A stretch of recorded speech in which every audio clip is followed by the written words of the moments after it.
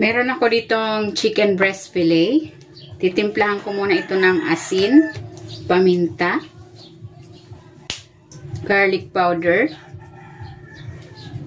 Maglalagay din ako ng dried basil. At ng olive oil. Haluin ko muna. Kung hindi ka pa nakapag-subscribe sa aking channel, please subscribe at i-click mo na rin ang notification bell para lagi kang updated sa aking latest recipes. Ayan, okay na ito. Ibabad muna natin ito for kahit mga 15 minutes lang. Ayan, nagpakulo na ako dito ng tubig. Maglalagay ako ng asin. I-boil ko muna itong penne pasta. Ayan, lulutuin natin ito for 10 minutes.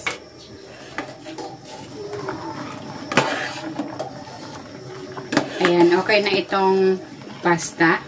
Hanguin ko na ito. Lalagay ako ng olive oil.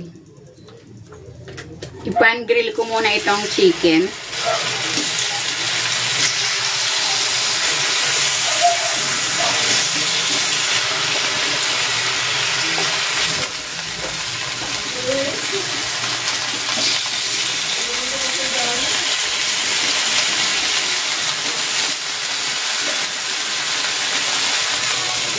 Ayan, okay na ito. Hanguin ko na.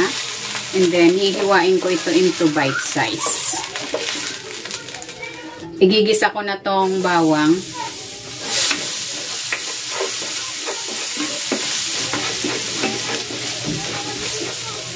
At ang sibuyas.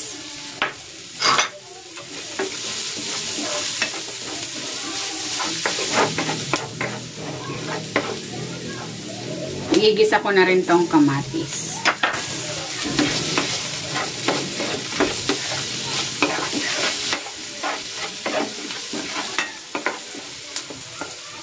Maglalagay ko ng asin at ng paminta.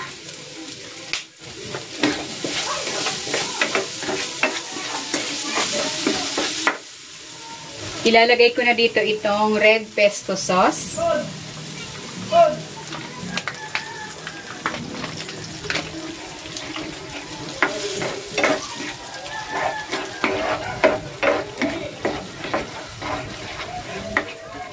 Ayan, okay na ito.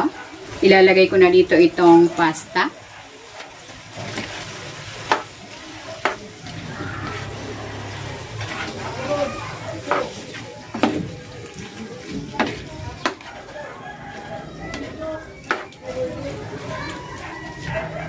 Maglalagay ako ng basil leaves. Bango. Ilalagay ko na dito yung chicken. At maglalagay ako ng parmesan cheese.